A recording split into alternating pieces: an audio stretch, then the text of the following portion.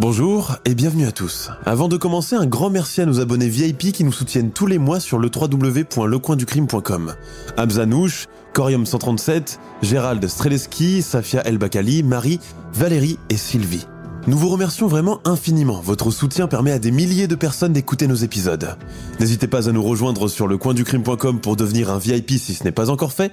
Et on commence. En juin 2001, à Hiroshima, Masahiro Yamagami, sa femme Junko, leur fille Shi et la grand-mère Mi disparaissent dans la nuit sans laisser de traces. À partir de cet instant, plus personne ne les reverra. Dans leur quartier, leur disparition déclenche beaucoup d'inquiétudes et de frayeur.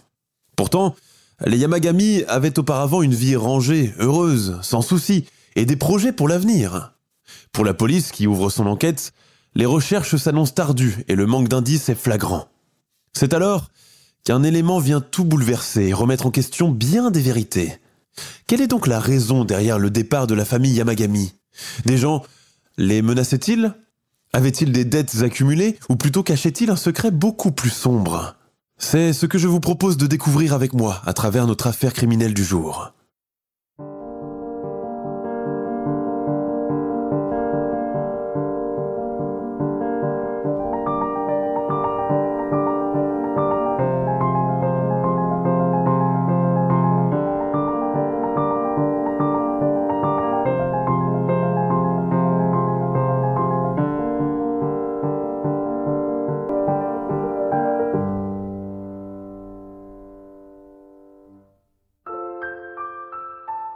Serracho, Hiroshima, Japon.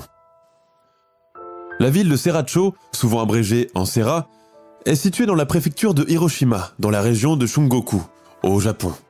Elle est connue pour ses paysages naturels, son agriculture florissante et son atmosphère paisible. La région est entourée de collines et de montagnes, offrant des paysages magnifiques en toute saison. L'endroit propice pour admirer les cerisiers en fleurs au printemps et les érables rouges en automne. Contrairement aux grandes villes comme Hiroshima ou Tokyo, Serra offre une atmosphère beaucoup plus calme et sereine. C'est une destination prisée pour ceux qui cherchent à s'éloigner du rythme de vie stressant et trépidant des grandes métropoles. C'est ici que vit la famille Yamagami. Les Yamagami appartiennent à la haute bourgeoisie de Hiroshima et font partie des familles les plus anciennes et les plus connues de la région. On compte dans leur lignée plusieurs samouraïs, de hauts dignitaires et même des ministres. Des gens respectables, modestes, en harmonie avec tout le monde et qui ont le bon goût de ne pas étaler leur fortune. Oui, car la famille n'est pas seulement connue, elle est aussi immensément riche. Commençons par les présentations. Nous avons d'abord le père, Masahiro, 58 ans, propriétaire d'une entreprise de construction. À l'époque, en tant que seul héritier mâle de ses parents, il était destiné à un avenir sans embâge, un avenir tout tracé, où il serait l'héritier de la colossale fortune familiale. Mais les choses ne se déroulent pas comme prévu. Comme dans les contes de fées, Masahiro croise une fille pauvre dont il tombe follement amoureux, une jeune et jolie infirmière prénommée Junko. Il faut dire que jamais encore dans sa vie, il n'a vu de femme avec la peau aussi blanche, aussi diaphane, aux traits si parfaits. Au Japon, la peau claire est un critère de beauté très recherché, synonyme d'une bonne hygiène de vie et de bonne gène. Cette rencontre bouleverse énormément la vie de l'héritier de la famille Yamagami. Alors que ses parents s'étaient mis d'accord pour lui choisir une épouse parmi les bonnes familles de Hiroshima, voilà que leur fils s'amourage d'une roturière, d'une paysanne. Pire, il fait de la résistance. C'est Junko qui l'épousera et personne d'autre. Junko, malgré sa grande beauté et ses bonnes manières, a des origines modestes qui la rendent insignifiante aux yeux des parents de son bien-aimé. Au Japon, surtout à cette époque, les rangs sociaux sont très hiérarchisés, délimités et ne se mélangent jamais. Un jeune homme de bonne famille peut s'amuser à l'extérieur, mais finit toujours par se marier avec la femme que lui ont choisi ses parents. Comme on peut s'y attendre, les parents de Masahiro s'opposent fermement à cette union. À cause de cela, c'est chaque jour la guerre à la maison. Le fils s'obstine, aveuglé par cet amour exclusif et refusant d'écouter la raison. De fils obéissant et conforme qu'il était, Masahiro devient un rebelle qui ose tenir tête à son père et affirmer haut et fort ses sentiments. Un comportement digne d'un crime de lèse-majesté. Fatigués de lutter et de le menacer, ses parents finissent par céder, sans pour autant donner leur accord officiellement. Tant pis pour eux. Masahiro est sur un petit nuage et va épouser l'amour de sa vie. Le mariage est célébré de façon tout à fait grave et solennelle, ressemblant plus à une cérémonie funéraire qu'à un mariage.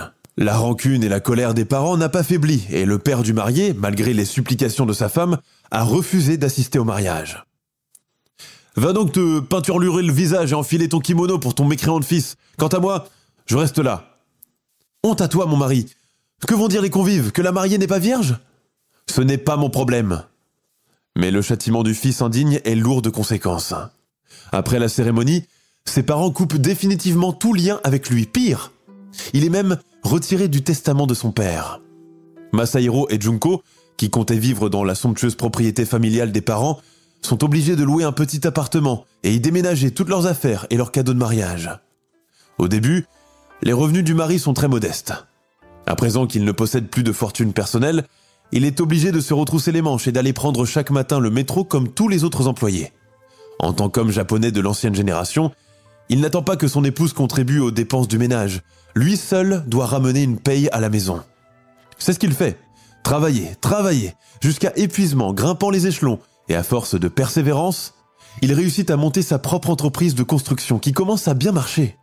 Au fil des années, le couple réussit à se constituer un patrimoine financier important et vivre dans une certaine aisance matérielle. Entre-temps, ils deviennent parents d'une petite fille prénommée Onion, surnommée Chi. Ils n'auront pas d'autres enfants. La naissance du bébé marque un tournant positif dans la vie de ses parents, puisque grâce à cela, Masahiro reprend contact avec ses parents, va s'agenouiller avec sa femme à leurs pieds, se voit accorder leur pardon et les choses redeviennent plus calmes. Toutefois, les rapports demeurent froids et distants avec la bru. Junko ne sera jamais vraiment accepté par eux. En 1983, les Yamagami achètent une belle demeure à Serra, dans un quartier paisible et résidentiel, entouré par les montagnes et où habite une classe moyenne plutôt aisée. Malgré sa richesse et sa position, la famille vit de façon simple, sans dépenses faramineuses, sans bling-bling. Masahiro continue de conduire la même voiture achetée il y a longtemps et sa femme prend toujours le bus pour se rendre à l'hôpital. Du reste, Junko n'a pas d'employé de maison et fait tout toute seule, sans jamais se faire aider, le ménage, les courses et la cuisine. Le seul luxe qu'il se réserve sont les vacances de ski dans une station d'hiver à Hokkaido. Ainsi se déroule la vie des Yamagami, une vie rangée, ponctuée par les habitudes rassurantes, tournée vers le travail, l'épargne et le respect des traditions. Une existence paisible, sans souci.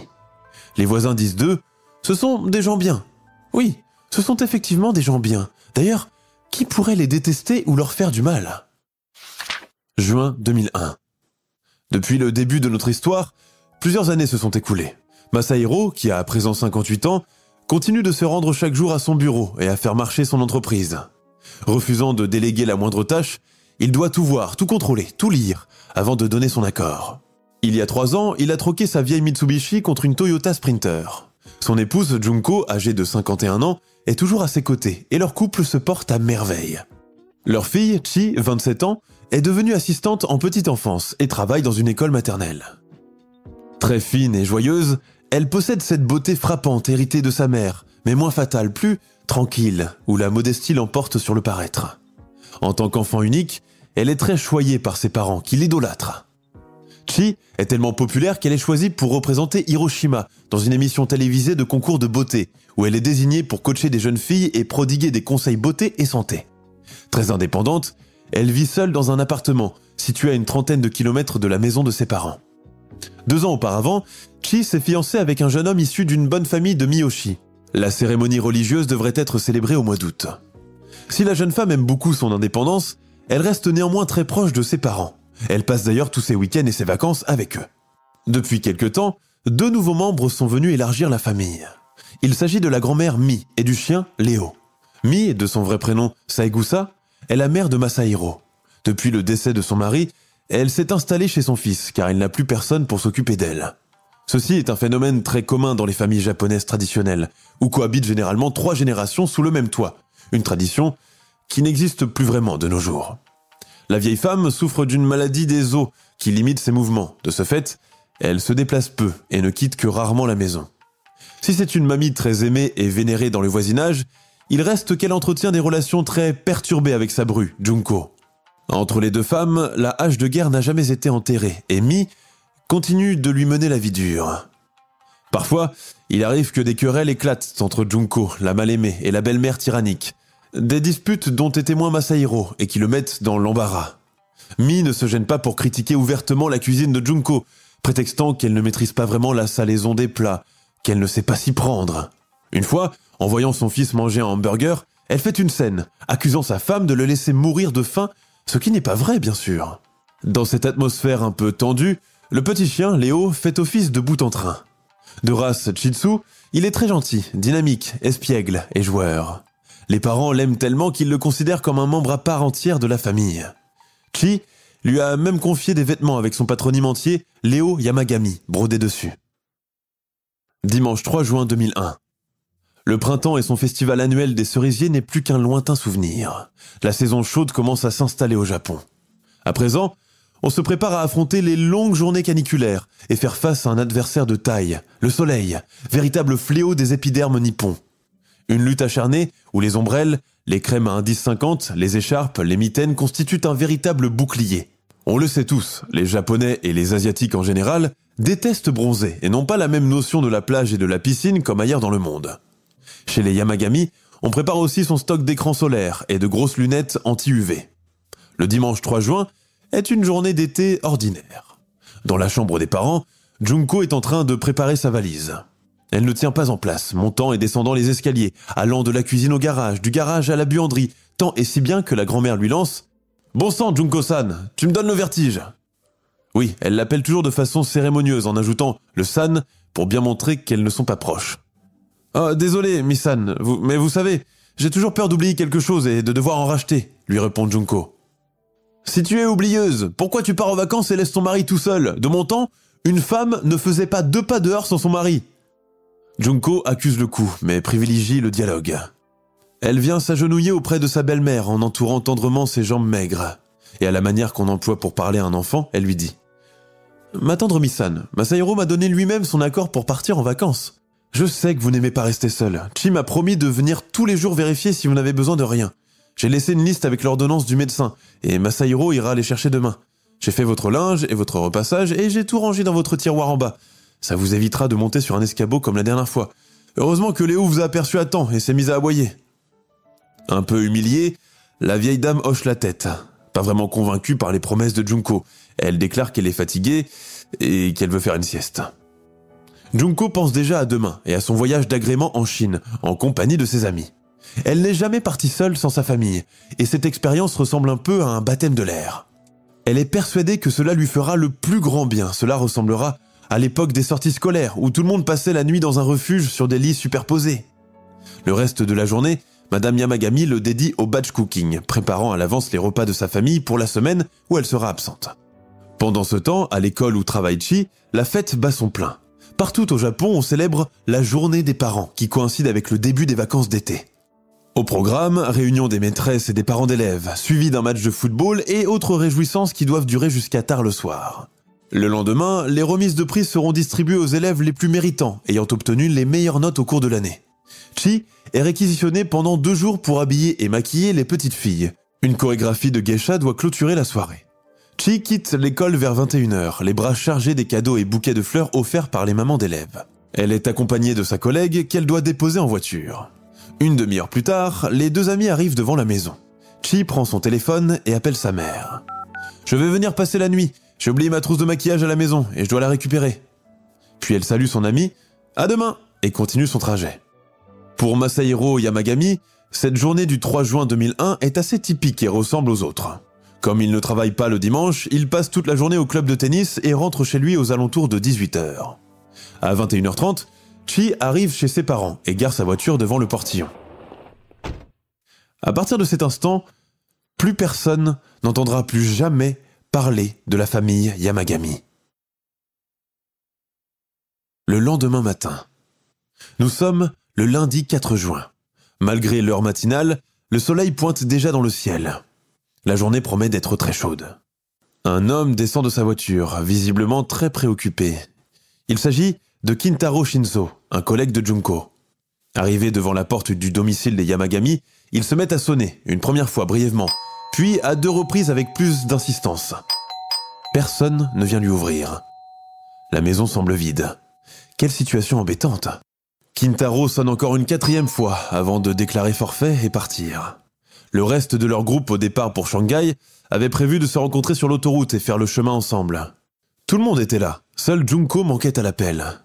Le groupe a patienté, 10 minutes, 20 minutes, une demi-heure. Mais elle n'est pas venue, n'a pas appelé, ne s'est pas excusée, ce qui semble inhabituel, voire inquiétant. Alors, pour en avoir le cœur net, l'un d'eux, Kintaro Shinzo, a proposé d'aller en éclaireur. En arrivant au domicile des Yamagami, il remarque que la voiture de la famille, la Toyota Sprinter de couleur blanche, n'est pas dans le garage. Par contre, celle de Chi est bien là, garée devant le portail. La chose qui l'a le plus alerté est certainement la porte verrouillée et les volets fermés. Après avoir rejoint les autres à l'aéroport, Kintaro, toujours très inquiet, se met à appeler tous les proches des Yamagami, mais personne ne les a vus. « Je pense qu'il vaudrait envoyer la police là-bas », propose une autre femme du groupe. Ce qu'ils font. La police arrive quelques minutes plus tard à l'adresse des Yamagami. Elle aussi fait le même constat. Le portail est carrément cadenassé de l'extérieur. En faisant le tour de la propriété, il remarque que la porte arrière qui conduit à la cuisine est restée ouverte. Alors ils s'introduisent à l'intérieur. La première chose que l'on remarque est le calme et l'ordre qui règnent dans la maison. Tout semble à sa place, sans rien d'inhabituel. Toutes les lumières sont allumées. La maison des Yamagami est aménagée de façon traditionnelle, avec portes coulissantes et tatamis par terre. Si l'extérieur laisse à penser qu'il s'agit d'une riche demeure, il n'en est rien. Les meubles un peu passés de mode, les rideaux jaunis, de nombreux électroménagers, les photos, les statuettes, tout laisse deviner l'habitude de l'accumulation. Le moindre petit espace est optimisé pour contenir ou ranger quelque chose. Cette accumulation de meubles et d'objets hétéroclites obstrue tellement le regard que la maison semble surannée et plus étroite qu'elle ne l'est en réalité. La police remarque que le petit déjeuner du lendemain préparé à l'avance par Junko est toujours posé sur le comptoir de la cuisine et couvert avec une cloche hermétique en silicone. À l'étage, dans la chambre des parents, la valise de Madame Yamagami est toujours là avec toutes ses affaires rangées soigneusement. Juste à côté est posé son passeport et la somme d'argent qu'elle a préparée pour le voyage en Chine. L'autre élément qui interpelle les policiers sont les lits. En tant que famille traditionnelle, les Yamagami ont l'habitude de dormir depuis toujours sur des matelas posés à même le sol. Ces derniers, ainsi que les draps, les couvertures et les oreillers, sont trouvés pliés et rangés dans le meuble réservé à cet usage, ce qui indique qu'ils n'ont pas servi depuis la veille. De toute évidence, l'absence du véhicule et la literie rangée indiquent que la famille n'a pas passé la nuit ici. Mais où sont-ils passés ? Les autorités téléphonent alors à l'entreprise de Masahiro et apprennent qu'il ne s'est pas présenté à son bureau aujourd'hui. Sa secrétaire a tenté de le joindre toute la matinée, sans succès. L'école maternelle où travaille Chi est également contactée. Là aussi, l'absentéisme de l'adorable maîtresse a étonné et inquiété ses collègues, d'autant plus qu'elle était chargée de faire la maquilleuse et la costumière. Ces petites élèves ont préparé durant 3 semaines un numéro spécial à jouer devant les parents, et Chi n'aurait manqué cela pour rien au monde. Du reste, Masahiro et sa fille sont très connus pour leur ponctualité et leur sérieux au travail. Le fait qu'ils ne répondent pas au téléphone est tout à fait anormal. La police fouille la maison de fond en comble, mais ne trouve rien de particulier. À la nuit tombée, il n'y a toujours pas de signe des Yamagami. Le lendemain, la police, toujours sans nouvelles d'eux, entame ses recherches. Pas moins de 60 policiers sont réquisitionnés pour les battus. Les environs de la maison sont tous passés au peigne fin. Comme la ville de Serra est entourée de sommets montagneux, 2 hélicoptères sont envoyés pour survoler toute la zone, sans résultat. Des plongeurs sont réquisitionnés pour plonger dans un barrage situé non loin du domicile, mais toujours rien. L'enquête du voisinage ne fournit pas une grande source d'informations. Mis à part une voisine qui raconte avoir entendu la veille vers 22h50 le bruit d'une portière de voiture claquer avec beaucoup de vigueur, personne d'autre n'a rien vu ni rien entendu. Une portière de voiture est cependant quelque chose de vague, et il peut s'agir de n'importe qui dans la rue. Difficile de savoir s'il s'agit de la voiture de Masahiro, celle de sa fille, ou celle d'un tierce. Le témoignage du facteur, qui vient chaque jour à 4h du matin pour déposer le courrier dans le quartier, interpelle les policiers. En arrivant devant la maison des Yamagami, j'ai glissé les journaux sous la porte d'entrée. C'est là que j'ai remarqué que la voiture Toyota de Masahiro-san n'était pas dans le garage. Ceci est un indicateur temporel important, car si on se réfère à la voisine qui a entendu une portière de voiture à 22h50 et le facteur qui est arrivé quelques heures plus tard et a trouvé le garage vide, cela signifie que la famille a certainement quitté les lieux sur cette plage horaire. À part ces quelques bribes d'informations, on n'en sait pas plus. Alors, on se met à faire des suppositions. comme celle de l'accident de la route. Mais là encore, aucun hôpital de la région n'a reçu de patients accidentés ces 2 derniers jours. Des parents éloignés, des amis d'enfance habitant loin de Hiroshima, tous les collègues de Masahiro, ses clients, ses fournisseurs sont contactés. Là encore, c'est la déconfiture. Non, personne ne sait où ils sont. L'affaire de la disparition des parents, de leur fille, de la grand-mère et du petit chien commence à inquiéter sérieusement dans la ville de Serra. Quelle est donc la raison qui les a poussés à quitter leur maison dans la précipitation, sachant que tous avaient des engagements, réunions de travail importantes pour Masahiro, voyage à l'étranger payé à l'avance pour Junko, fête de fin d'année pour Chi. De plus, la grand-mère Mi ne sort quasiment pas et quitte rarement sa chambre. La transporter en voiture et en pleine nuit est juste invraisemblable. La police, qui ne sait plus quelle piste il faut privilégier, décide d'ouvrir un dossier pour disparition inquiétante. Comme elle a peu d'éléments sur lesquels se baser, que les indices sont quasi inexistants et qu'aucune lettre ou message d'adieu n'a été retrouvé, elle décide de retourner au domicile des Yamagami pour le fouiller encore une seconde fois. Qui sait si un élément leur a échappé? La maison est restée telle qu'ils l'ont laissée la première fois. Sa normalité est tellement saisissante qu'elle en est inquiétante. Les enquêteurs qui ont songé au scénario du cambriolage qui a mal tourné ne trouvent aucune trace d'effraction, de lutte ou de violence. L'argent, les cartes de crédit, les bijoux et les objets de valeur n'ont pas été touchés ou déplacés. Le seul élément curieux est ce portail dont le loquet est surmonté d'un cadenas.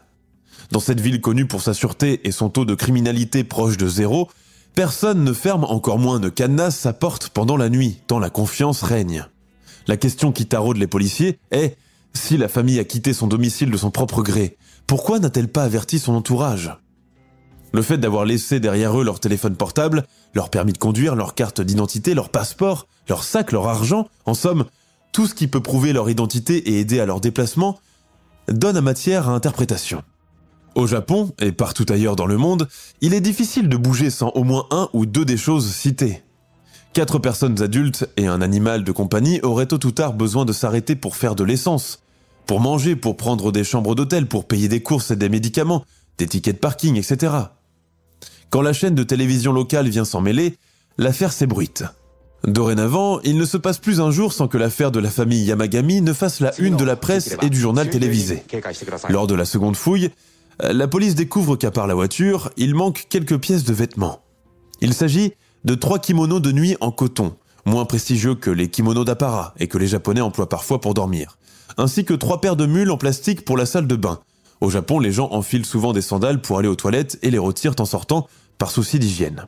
Comment la police l'a deviné, demanderez-vous? Grâce à une note, sûrement écrite par Junko ou son mari, et posée sur sa table de chevet. Ceci explique que 3 membres de la famille ont quitté la maison, vêtus de leurs pyjamas et chaussant leurs savates. Il faut préciser que dans ce pays, un soin particulier est accordé à l'apparence vestimentaire, et sortir en pyjama, même couvrant, est une chose scandaleuse. Cela équivaut carrément à sortir en slip ou en soutien-gorge dans les pays occidentaux. La famille devait bien être pressée pour aller à l'extérieur accoutrée ainsi. Junko ou Masahiro ont-ils vraiment oublié cette liste ou l'ont-ils délibérément posée sur la table de chevet pour que la police la remarque? Là encore, difficile de le deviner. Alors que les jours passent sans qu'il y ait de nouvelles d'eux, le fiancé de Chi Yamagami se met à imprimer des photos d'elle, de ses parents et de la grand-mère, et va les coller un peu partout à Hiroshima, dans les kiosques, les cafés, les centres commerciaux, et même dans les tableaux d'affichage des entreprises et des écoles. Le but est d'informer le plus de monde possible. Des efforts qui se révèlent vains. Encore une fois. Les semaines, puis les mois passent, sans aucun indice, sans aucune nouvelle des disparus. Si le fiancé de Chi est dans le collimateur de la police pendant un moment, l'absence de preuves matérielles empêche une prise de position à son égard. Le voisinage, sombré dans une inquiétude palpable, guette chaque jour le retour de la voiture des Yamagami. Les curieux passent devant la maison en levant la tête dans l'espoir d'apercevoir quelqu'un à l'intérieur ou entendre un bruit. Mais rien. Il y règne un silence opaque et froid, comme les maisons abandonnées. Les choses durent ainsi pendant une année, jusqu'à ce que se produise quelque chose d'inattendu. Nous sommes le 7 septembre 2002. Au poste de police de Fuchu, il est 9h du matin. Un homme d'une trentaine d'années vient pousser la porte, l'air un peu perdu. Instinctivement, il se dirige vers l'accueil où le standardiste lui jette un regard circonspect pour lui signifier d'attendre son tour. Mais l'homme ne peut pas attendre, alors il déclare « Je dois absolument voir un officier de police, c'est très urgent. C'est à quel sujet ? Demande le standardiste qui l'a déjà pris en grippe. De la famille disparue à Serra. Introduit dans un bureau, on lui donne une chaise et on le place face à un inspecteur. L'homme qui n'a jamais mis les pieds dans un commissariat se racle la gorge, un peu confus. Le policier a l'air soucieux. À côté, son collègue a déjà dégainé le clavier de son ordinateur, prêt à taper la déposition. Le témoin raconte. Ce matin, vers 7 heures, je suis allé en voiture jusqu'au barrage de Kyomaru pour pêcher. Au bout de 20 minutes, j'ai aperçu une masse surgir de l'eau. Elle était déjà hors de l'eau. Alors, poussé par la curiosité, je me suis approché. C'est là que j'ai compris qu'il s'agissait d'une voiture. Le barrage en question se trouve à seulement 7 km de la maison de la famille Yamagami. À proximité se trouve un petit lac, où le témoin aperçut le véhicule renversé. Comme les chutes de pluie ont été peu importantes l'année précédente, le niveau de la rivière a beaucoup baissé, ce qui a fait qu'un bout de la voiture est resté apparent à la surface. Sans attendre, une patrouille est immédiatement envoyée sur place, accompagnée par des renforts pour dégager hors de l'eau le véhicule submergé. La première chose que remarque la police est qu'il s'agit d'un ancien modèle Toyota Sprinter de couleur blanche, dont les vitres étaient baissées et bloquées par la rouille à force d'être restées sous l'eau. Mais ce n'est pas tout. La chose tant redoutée depuis des années devient évidente. Sur les banquettes, envahies d'algues, reposent 4 squelettes humains, ainsi qu'un 5e appartenant à un animal. Le numéro d'immatriculation de la voiture vient confirmer le dernier doute des policiers. Il s'agit bien de la famille Yamagami. Un destin bien funeste, une mort par noyade, coincée dans une voiture envahie par l'eau. Les ambulances, appelées en renfort, arrivent sur les lieux. Les cadavres sont immédiatement conduits à la morgue pour y subir un examen. Selon le médecin légiste, l'analyse ADN confirme que les squelettes sont bien ceux de Masahiro, de sa femme Junko, de leur fille Chi et de la grand-mère, Mi. La nouvelle se répand dans toute la ville et plonge la population et tous ceux qui ont connu les victimes dans le choc. Pour la police, c'est une victoire au goût bien amer. Retrouver des victimes mortes n'est jamais quelque chose de facile. Arrivé à ce point, il serait bien facile de dire que maintenant que les cadavres ont été retrouvés, l'affaire s'arrête là. C'est plutôt le début d'une énigme. La police se rend compte rapidement que le fait d'avoir réussi à trouver la famille au fond de ce lac ne répond à aucune des interrogations restées en suspens depuis le déclenchement de l'affaire en juin 2001. À présent, de nouvelles questions commencent à les assaillir. S'agit-il d'un crime, d'un guet-apens, d'un suicide collectif ? Si oui, pourquoi ? Sachant par là que les victimes de leur vivant n'avaient aucun différend avec personne et que les affaires financières se portaient plutôt bien. Au Japon, la plupart des suicides sont en étroite relation avec un échec professionnel ou des problèmes d'argent, ce qui n'est pas le cas des Yamagami. Alors, que leur est-il arrivé ? À présent, une nouvelle enquête plus complexe encore est ouverte. D'emblée, la piste de l'accident de la route est écartée, mais il reste encore tant de choses. Reste à élaborer une série d'hypothèses, dans l'espoir d'aboutir sur la bonne. La première est celle du crime organisé, qui a conduit à la fuite précipitée de la famille, puis sa noyade. Difficile d'y croire, car dans la maison, rien n'a bougé, ni n'a été volé, et tout est encore en place. De plus, Junko Yamagami avait laissé bien en évidence sur le lit une enveloppe contenant 1 500 $ en liquide pour son voyage. Cette somme a été trouvée dans son intégralité par la police, et au même endroit où elle a été laissée. La deuxième hypothèse est celle du kidnapping. Là aussi, elle est peu plausible, tout simplement parce que la maison ne comporte aucun signe d'effraction et qu'un kidnappeur professionnel ne prendrait pas autant de risques en embarquant toute une famille, sans compter une vieille personne paralysée et un chien très énergique, qui aurait entravé l'opération et fait perdre beaucoup de temps. Logiquement, s'il voulait demander une rançon, il se serait contenté de kidnapper une seule personne, par exemple la fille, Chi, puis réclamer l'argent à ses parents. En plus de cela, personne dans le voisinage n'a entendu de cris ou de mouvements de lutte. Emporter 4 personnes sous la menace d'une arme à feu ne peut se faire dans le silence et le calme. Le kidnappeur n'aurait pas pris autant de précautions en fermant le portail et en y mettant un cadenas. Cette deuxième possibilité est encore une fois écartée. Arrive alors la troisième hypothèse, et certainement la plus controversée. Et si les Yamagami avaient eux-mêmes organisé leur disparition, d'un commun accord, à bord de leur Toyota, tous ensemble, face à leur destin ? En connaissant la vie de la famille, leurs habitudes, leur tempérament et les rapports soudés qu'ils entretenaient, il est tout à fait inconcevable d'envisager un scénario pareil. Pourquoi se donner la mort ? Pourquoi aucun réfractaire à cette idée ? Il faut rappeler que tous, à part la grand-mère, avaient au moins quelque chose à faire le jour de la disparition. Junko s'apprêtait à partir en voyage. Ses amis affirment qu'elle était impatiente de visiter la Chine. Elle avait même passé tout le dimanche 3 juin 2001 à préparer à l'avance les repas pour sa famille, au vu de la période où elle sera absente. Misahiro, véritable bourreau de travail, avait une importante réunion le lundi et il ne l'aurait manqué sous aucun prétexte. Chi devait se rendre aux festivités de fin d'année à l'école où elle travaille. Sa collègue, qu'elle avait déposée ce soir-là sur son chemin, se rappelle même de l'appel qu'elle a passé à sa mère au sujet d'une trousse de maquillage qu'elle devait récupérer. Chi avait surtout son mariage qui devait être célébré 2 mois plus tard et elle était en plein préparatif.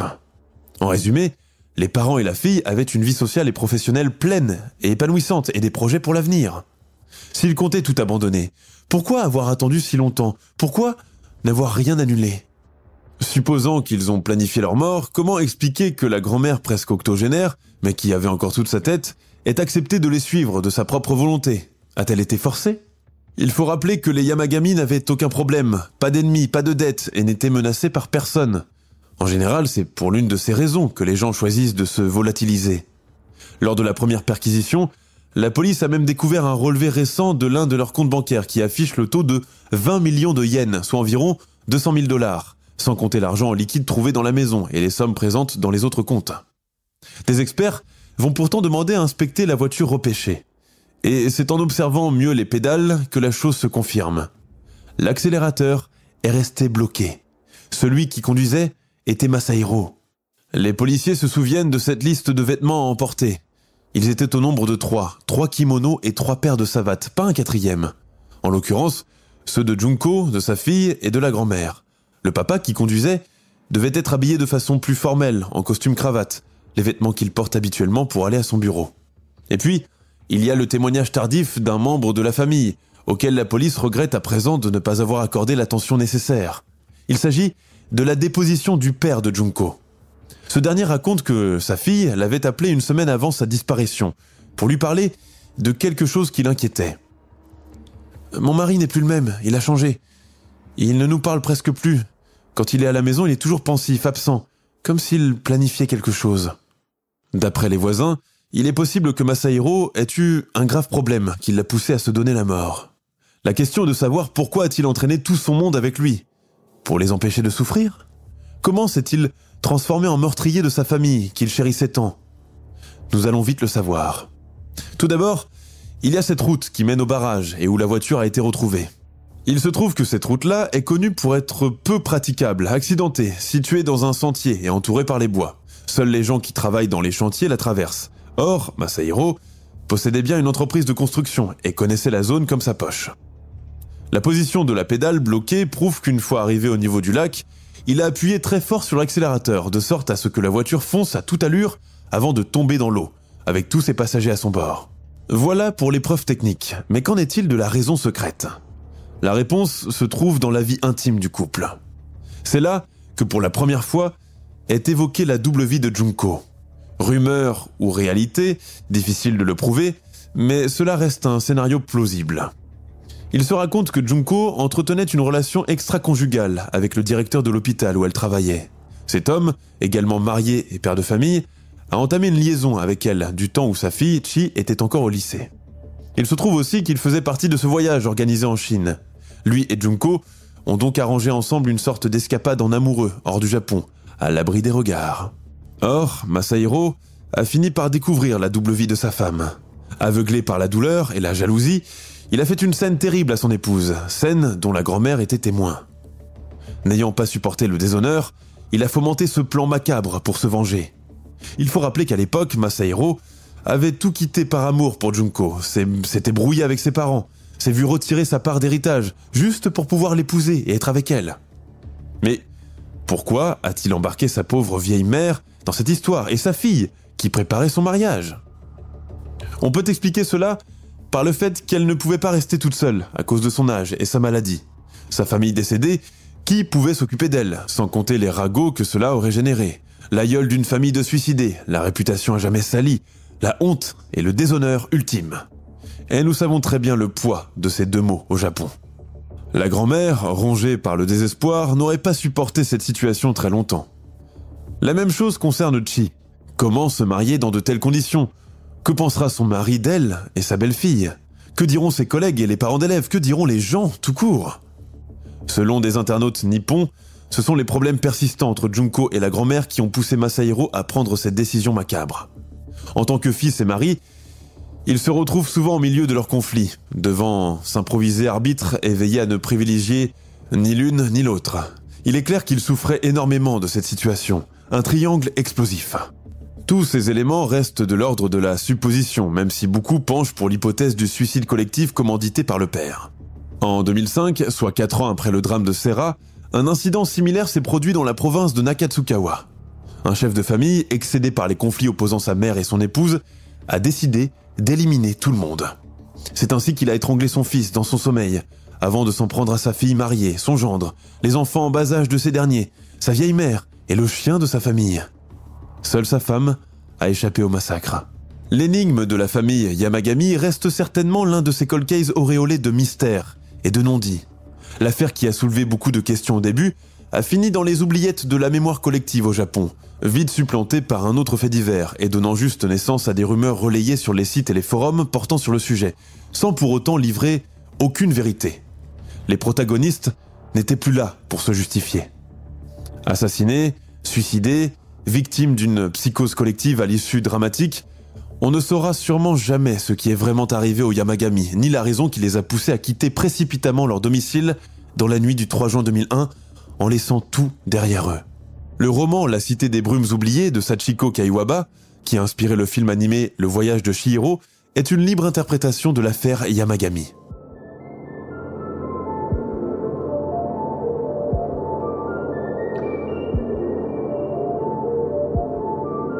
Nous sommes à la fin de notre émission du jour. N'hésitez pas à écouter les autres émissions du podcast et à prendre 5 secondes pour nous laisser un 5 étoiles sur Apple Podcast. C'est vraiment très important pour nous. Vous pouvez aussi vous abonner pour ne pas rater les prochains épisodes et nous suivre sur Facebook pour nous en proposer de nouveaux. Merci et à bientôt.